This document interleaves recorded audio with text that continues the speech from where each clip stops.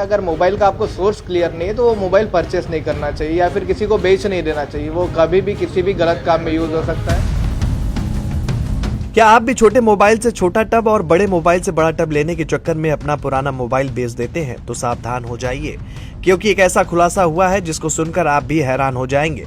Kanpur police ने cyber अपराधों को लेकर बड़ा खुलासा किया है। पुलिस के मुताबिक साइबर ठग अब कबाड़ हो चुके पुराने मोबाइल फोन को ही अपने अपराध का हथियार बना रहे हैं। ऐसे में अगर आपके घर में पुराने या खराब मोबाइल पड़े हैं तो उन्हें बेचने या कबाड़ी को देने से पहले सतर्क होना बेहद जरूरी है। पुलिस के मुताबिक मोहल्लों में फेरी लगाकर पुराने सामान के बदले बर्तन या अन्य चीजें देने वाले कबाड़ी इन खराब मोबाइलों को इकट्ठा करते हैं। बाद में ये मोबाइल एक संगठित साइबर ठगी गिरोह तक पहुंचाए जाते हैं।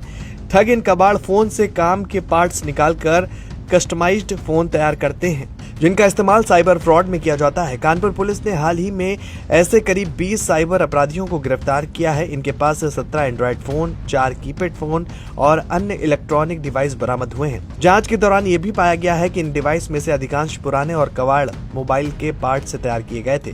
यही नहीं, इन फोन की मेमोरी से पुराना डेटा भी रिकवर किया जा सकता था, जिससे लोगों की निजी जानकारी खतरे में पड़ सकती थी।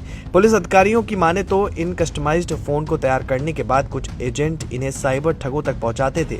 इनकी कीमत 5,000 से लेकर 50,000 रुपए तक होती थी।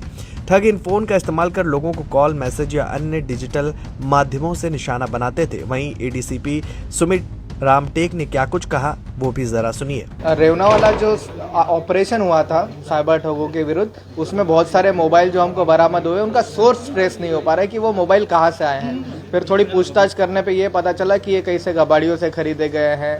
तो जहाँ पर भी मतलब लोगों को यही बताना है कि अगर मोबाइल का आपको सोर्स क्लियर नहीं है तो वो मोबाइल परचेस नहीं करना चाहिए या फिर किसी को बेच नहीं देना चाहिए। वो कभी भी किसी भी गलत काम में यूज़ हो सकता है। और उसके IMI जब चेक करते तो हमको पता चलेगा ओरिजिनली किसने खरीदा था, तो फिर ऐसा होगा कि गुनहगार आप ही बन जाएंगे। तो हमने मोबाइल किसी से भी खरीदना नहीं चाहिए, इसमें बहुत हमने सतर्कता रखनी चाहिए। अब उनका वेरिफिकेशन वगैरह भी कुछ इस तरीके का प्रोसेस भी डाल रहे हैं? बिल्कुल, जैसे अगर मोबाइल देखते हैं तो मोबाइल पे हमको 2-3 चीज़ें मिलती है। एक तो जो सिम अभी डाला है उसमें वो तो हमारा होगा जो हमने डाला है, पर उसके IMI से ये पता चलेगा पहले किसने यूज़ किया था, तो हम ट्रेस करते उन तक पहुँच जाएंगे।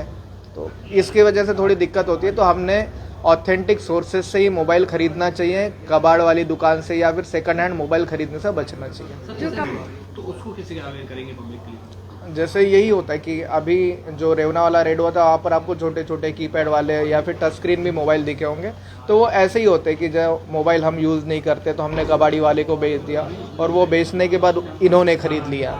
800 रुपये का भी मोबाइल था उनके पास, 900 रुपये का भी, ये सेकंड हैंड मोबाइल ही थे। तो हमने किसी को भी बेचना नहीं चाहिए, उसको जो सर्विस सेंटर है वहीं पर डिपॉजिट करना चाहिए। तो ये जो कबाड़ी है क्या उनका भी वेरिफिकेशन वगैरह? बिल्कुल, सारी जगह का वेरिफिकेशन होगा। और हमारा प्रोसेस आगे का ये है कि कबाड़ी वाले को रिकॉर्ड रखने को बोलेंगे कि आपने कहाँ से बेचा था, कहाँ से खरीदा था, ताकि जो गलत एक्टिविटीज़ में ऐसी चीज़ें मोबाइल यूज़ होते हैं वो उसका यूज़ थोड़ा कम हो जाए। तो सुना आपने कि कैसे पुलिस ने बताया कि ये साइबर अपराधी फोन का इस्तेमाल करने के लिए कस्टमाइज करवाते हैं और फिर इससे लोगों को ठगने का काम करते हैं। ये आपके लिए सीख है कि थोड़े से लालच या लापरवाही में उठाया गया एक छोटा कदम आपको बड़े खतरे में डाल सकता है। पुराने मोबाइल को बेचने या कबाड़ी को देने से पहले उसमें मौजूद डेटा को पूरी तरह से डिलीट करना और डिवाइस को सुरक्षित तरीके से नष्ट करना बेहद जरूरी है।